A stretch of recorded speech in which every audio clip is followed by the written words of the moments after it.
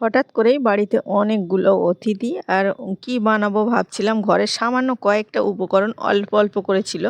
প্রতিটা উপকরণ বেশি ছিল না, সব কিছু কিন্তু অল্প অল্প ছিল। সেটা দিয়ে আজকে এই মজার রেসিপিটা। সকলের মুখে এত প্রশংসা পেলে কার না ভালো লাগে বলুন তো। খুব সহজভাবে আর খেতে সেই স্বাদ ছিল। একবার হলেও ট্রাই করতে পারেন। ছোট বড় সকলে ভীষণ পছন্দ করবে। এটা কিন্তু সন্ধ্যাবেলা, এই শীতের সন্ধ্যাবেলা স্ন্যাক্স হিসেবে অসম্ভব মজার যাকে বলে। আমি একটু দেখিয়ে নিলাম। আর এখানে আমি কিন্তু সবসময়ের জন্য যখনই চিকেন আনে কিছুটা সলিড পিস আমি তুলে রেখে দিই কোনো একটা রেসিপি বানানোর জন্য। তো এখানে কিছুটা সলিড পিস আমি তুলে রেখেছিলাম। একটা কড়াইতে অল্প একটু রসুন কুচি, একটা পেঁয়াজ কুচি দিয়ে লাল করে নিচ্ছি। যেহেতু বলেছি অল্প অল্প উপকরণ দিয়ে বানাবো, তো এখানে দিয়ে নিলাম 1 টেবিল চামচ আদা রসুন বাটা। আর এখানে ওই যে 4 পিস চিকেন তুলে রেখেছিলাম সেটা ছোট ছোট টুকরো করে দিয়ে নিলাম।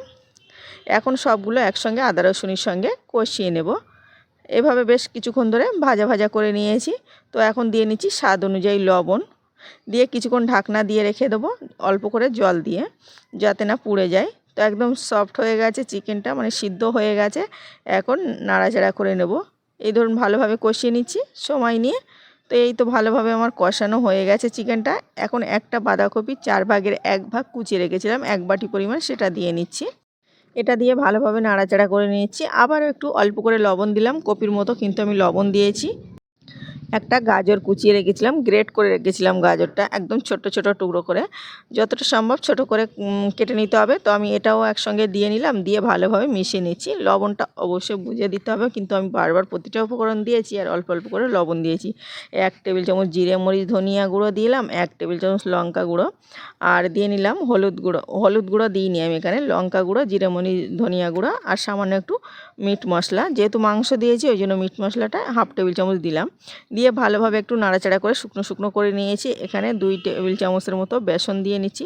বেসনটা অবশ্যই একটু ভাজা ভাজা করে নিতে হবে। তো দেখুন ভালোভাবে ভাজা ভাজা করে নেওয়া হয়ে গেছে। আর আলাদা পাত্রে করে নিইনি, তাহলে এটা যেটা রস রস মানে হয়ে আছে সেটা কিন্তু সফট হয়ে আসবে। তো দেখুন ভালোভাবে এখন মিশিয়ে নিচ্ছি একটু সময় নিয়ে। এখানে আমি হলুদ গুঁড়ো ব্যবহার করিনি, আপনারা চাইলে ব্যবহার করতে পারেন, সমস্যা নেই। তবে লঙ্কাটা নিজের পছন্দ অনুযায়ী বাড়িয়ে কমিয়ে নিতে পারেন, কাঁচা লঙ্কা দিলে বেশি ভালো। তারপরে একটা প্লেটের মধ্যে আমি এটা ঢেলে নিয়েছি। ভালোভাবে মেশানো হয়ে গেছে। আর খুব বেশি সব কিছু কিন্তু আমি সিদ্ধ করিনি, সব কিছু 90% সিদ্ধ হয়েছে, একদম পুরোপুরি সিদ্ধ করিনি। তারপরে এটা ঠান্ডা করে নিয়েছি। এখন হাত দিয়ে ওই যে চিকেনের পিসগুলো ভালোভাবে ভেঙে নেব। মানে এভাবে যেহেতু সফট হয়ে গেছে হাত দিয়ে টানলে কিন্তু হয়ে যাবে, নরম হয়ে যাবে। এটা কিন্তু বাটাতে বাটা যাবে না, এভাবে হাত দিয়ে মানে ভেঙে নিতে হবে, তাহলে কিন্তু গালে পড়বে আর খেতে ভালো লাগবে। এভাবে এই কাবাবটা একবার হলেও বানিয়ে দেখবেন, খুব সহজভাবে আর ঘরে থাকা কয়েকটা মাত্র উপকরণ দিয়ে খেতে কিন্তু দারুণ হয়। যখন অনেক কিছু সব সময় কিন্তু আমাদের সবার ঘরে সব কিছু থাকে না, অল্প একটু বাঁধাকপি ছিল, অল্প একটু গাজর ছিল, তো অল্প ঘরে থাকা সবজি দিয়ে আর অল্প একটু চিকেন দিয়ে কিন্তু এই মজার রেসিপিটা ভালোভাবে মেখে নিলাম। এখানে আর কোনো উপকরণ দিইনি, আমি মেখে হাত দিয়ে একটু গোল গোল করে নিচ্ছি। আপনার পছন্দ অনুযায়ী কিন্তু শেপ দিয়ে নিতে পারেন। তারপরে আমি গোল গোল করে নিয়েছি। এদিকে একটা মানে ডিম নিয়েছি, ডিমটা মানে ভেঙে নিয়েছি, ভেঙে সামান্য লবণ দিয়ে ফেটিয়ে নিচ্ছি। পেটিয়ে নেওয়া এই তো আমার হয়ে গেছে। এখন ওই যে হাতে একটু তেল ব্রাশ করে নিই আর কাবাব শেপগুলো আমি দিয়ে নিচ্ছি। এভাবে চাপ দিয়ে এভাবে একটু চ্যাপ্টা করে নিচ্ছি। আপনার পছন্দ অনুযায়ী লম্বা গোল তৈরি করে নিতে পারেন। তো আমি সবগুলো তৈরি হয়ে গেছে। দেখুন কতটা লোভনীয় এখন থেকেই দেখতে লাগছে। এটা কিন্তু অসম্ভব মজার হয়, ছোট বড় সকলে ভীষণ পছন্দ করবে। তো আমি সবগুলো তুলে নিয়েছি। এখন ওই যে ডিমের মধ্যে একটু করে কোট করে নেব আর এগুলো ফ্রাই করে নেব। ডিমের উপরে দিয়ে নিচ্ছি। আপনারা চাইলে কিন্তু এখানে ব্রেড গামও ব্যবহার করতে পারেন, এর উপরে দিলে কিন্তু কাটলেটের শেপ আসবে আর দেখতে অনেক বেশি লোভনীয় হয়। আর এটা খেতেও অসম্ভব মজার, যেহেতু চিকেনগুলো একটু আস্তে আস্তে আছে। খুব কম তেলে আমি আজকে ভেজে নেব এটা, ওই জন্য অল্প করে তেল দিয়ে নিলাম। আর এই সব কাবাবগুলো আমি দিয়ে নিচ্ছি এখন। এগুলো সব মানে একে একে দিয়ে তারপরে আমি ভেজে নেব। এটা কিন্তু গ্যাসটা একদম লো করা যাবে না, হাই হিটে ভেজে নিতে হবে। যেহেতু সবজিগুলো আগে থেকে আমি রেডি করে রেখেছি, শুধু জাস্ট কালার করে নেওয়া বা পুড়িয়ে নেওয়া, ওই জন্য কিন্তু অল্প তেলে এটা হয়ে যাবে। আমি সবগুলো দিয়ে একটু সময় নিয়ে কালার করে নিচ্ছি। আর এটা কিন্তু একদম গ্যাসটা আস্তে দিইনি, জোরে আছে, জোরেই রাখতে হবে, না হলে কিন্তু ভেঙে যাবে বা ফেটে যাবে, তখন খেতে আর ভালো লাগবে না। তো সবগুলো আমি এভাবে ভালো করে ভেজে সেকে তুলে নিয়েছি। এটা অনেকটা উপরটা ক্রিস্পি হয় আর ভিতরটা সফট, খেতেও মানে কি বলবো অসম্ভব মজার যাকে বলে।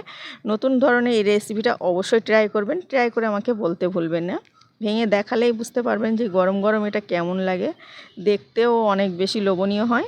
এটা আপনারা চাইলে কিন্তু কাবাবের শেকেও খেতে পারেন। আমি এখন একটা ছাঁকনিতে তুলে নিচ্ছি সবগুলো, তেল সেকে তুলে নেব, ভালোভাবে তেল সেকে নিতে হবে। তো সবগুলো তেল সেকে তুলে নিয়েছি। একটু বলে আসি প্লিজ আজকে রেসিপিতে যদি কোনো নতুন বন্ধু থেকে থাকেন অবশ্যই চ্যানেলটাকে সাবস্ক্রাইব করে পাশের অল অপশানটা ক্লিক করার অনুরোধ করছি, তাহলে সবার আগে এমন সহজ আর মজার রেসিপির নোটিফিকেশান আপনার কাছে পৌঁছে যাবে। দেখুন কতটা মজার হয়েছে, আর একদম ঘরে থাকা সামান্য কয়েকটা উপকরণ দিয়ে। যখন বাড়িতে হয় না এমন অনেক কিছু সবজি অল্প অল্প করে থেকে যায়, অনেক রকম সবজি একসঙ্গে মিলিয়ে কিন্তু এই রেসিপিটা বানিয়ে নিতে পারেন। দেখুন, আর এর স্মেলটা যে এত ফাইন লাগছিল যখন ভাজছি, তো কি বলবো অসম্ভব মজা। আপনাদের কেমন লেগেছে বলতে ভুলবেন না, ভালো লাগলে লাইক আর সাবস্ক্রাইব করার অনুরোধ রইল। দেখুন ভিতর থেকে ভাব উঠছে, গরম গরম এই কাবাবটা খেতে সেই ছিল। আর সসের সঙ্গে পরিবেশন করতে পারেন। চায়ের সঙ্গে এই রেসিপিটা হঠাৎ কোনো অতিথি এলেও সকলে খুব প্রশংসা করবে।